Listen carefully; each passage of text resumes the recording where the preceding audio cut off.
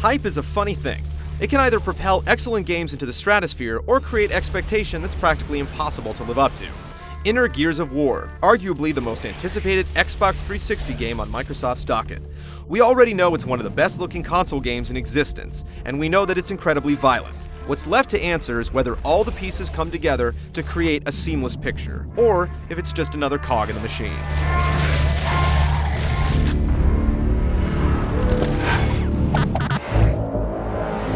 Times are hard on the planet Sera. Humanity has come under siege from an underground alien menace called the Locust, and losing the war means extinction. When the chips are down, the human coalition calls upon a traitor, Marcus Phoenix, to lead the charge. Shit. You plant your feet firmly in his boots for the duration of the game, as he and his squad mates attempt to give our species one last chance.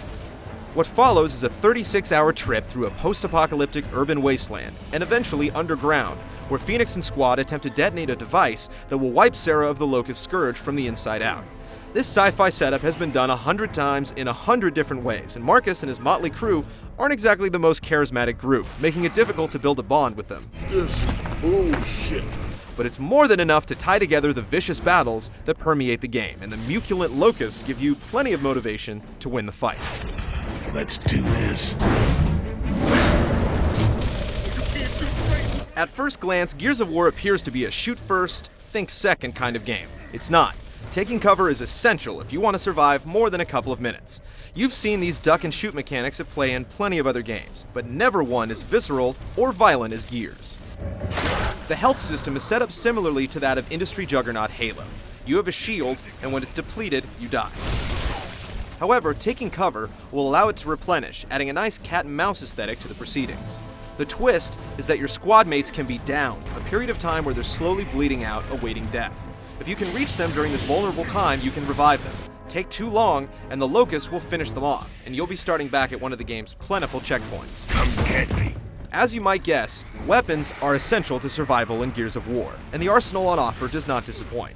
There are 4 different munition types you can have on you at all times, and if you find an armament that you'd rather wield, you have to drop the weapon from that class.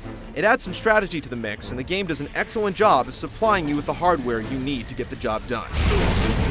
There are the typical machine guns, shotguns, rocket launchers, and pistols, but what would a sci-fi game be without some out-of-this-world guns? Gears of War has plenty. The Hammer of Dawn allows you to mark a target, and a laser beam will come down from the heavens and fry them. This is especially useful for the larger creatures, and there are plenty of those. The only caveat is that you have to be outside to use it. There's also a bow with exploding arrows, but the weapon is far too archaic for a game that's supposed to be set in the future. In addition to the single-player quest, which will take an average player around 8 hours to blast through, you can play the entire game cooperatively, both online and off. In this option, players can revive each other once downed, and jump right in at any point simply by plugging in a controller. It's a great way to extend the life of the game, and will undoubtedly become a huge hit when you return from the pub with your buddies. So while the single-player campaign can basically be finished in one sitting for the dedicated, what will keep Gears of War inside your 360 for months to come is the multiplayer. Only 8 players can slug it out at once, but the game has been designed entirely around this number, so there's very little downtime. In fact, the maps are really what make this mode. They're very cleverly designed with the right weapons in the right spots to make sure things are nice and balanced. One thing that isn't particularly balanced is the chainsaw bayonet that's attached to the standard issue assault rifle. After a few hours playing multiplayer, you'll realize that it's easily the most lethal weapon in the arsenal. Once you've locked onto someone and started sawing, they can't escape. However, it takes a couple of seconds before the chainsaw will start doing its bidding, and smart players can interrupt it with a burst of machine gun fire. So eventually, multiplayer matches boil down to a lot of luck as players randomly switch between the chainsaw and machine gun, hoping for the easy kill. Who gets the saw started first is a roll of the dice a lot of the times. The multiplayer modes are fairly typical, but fun nonetheless. You have the standard last man standing, assassination where each team has a leader that must be protected, and execution where each player must be finished with either a head stomp or a chainsaw.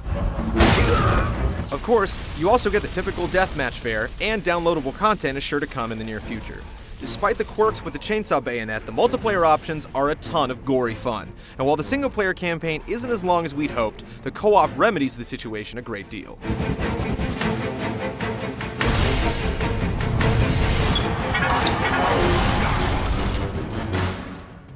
Since taking cover is such a huge part of the game, the way it works ultimately determines whether Gears of War is fun or frustrating. The A button will become your best friend as it controls every aspect of cover. Press it, and your character will slap his back against the wall and remain there until the button's pressed again. Once locked onto that wall, you can slide your character to the edge of what you're hiding behind. At this point, you can blind fire or hold the left trigger to peek around the corner and take some well-targeted over-the-shoulder shots. Moving from one cover spot to another is what really makes Gears of War different from other games of its ilk. If you hold right or left on the analog stick and tap the A button, your character will automatically perform a barrel roll and take cover at the next position. Likewise, you can hold forward and press A, and he'll advance and take cover. It works great when you're in a standard, controlled situation, but it can also cause problems when things get hectic. The A button also controls barrel rolls when you're freely running, which comes in handy when you're trying to escape some serious heat, but a lot of times you'll attempt an evasive roll and end up locking onto an object and taking cover, making you a sitting duck. This can be especially frustrating in the multiplayer modes. Additionally, holding down the A button will make your character sprint. The animation and camera work for this is simply incredible, but it obscures your view of anything in front of you. Not only is it unrealistic, it can also result in your character becoming a pile of bones. While we appreciate the attempt to simplify things, so many actions on one button always causes some issues.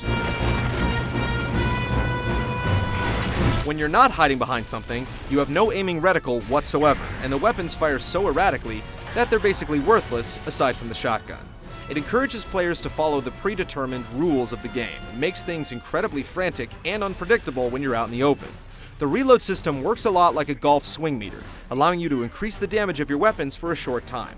It's a nice touch that shows the attention to detail that permeates the entire game. Many of the missions revolve around rescuing other squads, or otherwise getting from point A to point B. You'll pilot a vehicle during one stage and follow paths of light in another, but otherwise the objectives are very straightforward. Gears of War is what we like to call a cattle chute, meaning it escorts you down a predetermined track, making it practically impossible to get lost, but also losing a little bit of freedom in the process. At certain points in the game, you'll be asked to choose between two paths. While these sections aren't especially long, they do provide incentive for multiple playthroughs in conjunction with hidden cog tags that unlock various achievements.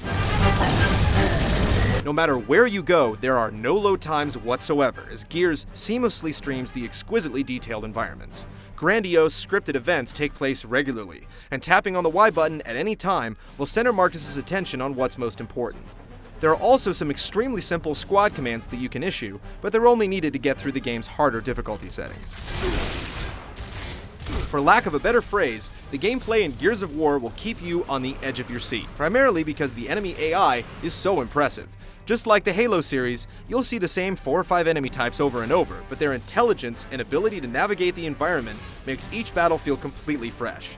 Sure, the mission objectives are typical and there's not much freedom, but it manages to capture the most important aspect of any video game: pure, unadulterated fun.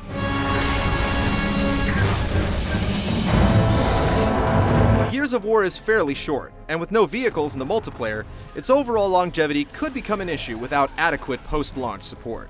But what is here is some of the best gaming to be had this year. The attention to detail from the heat waves that emanate from discharged weapons to the ultra-gory executions help it to ascend above the status quo. It borrows many ideas from other games, but manages to perfect almost all of them. It's all the little things that add up to make Gears of War an experience like no other, and one that every adult with an Xbox 360 would be a fool not to experience. I guess your ass is doomed. No more favors, asshole.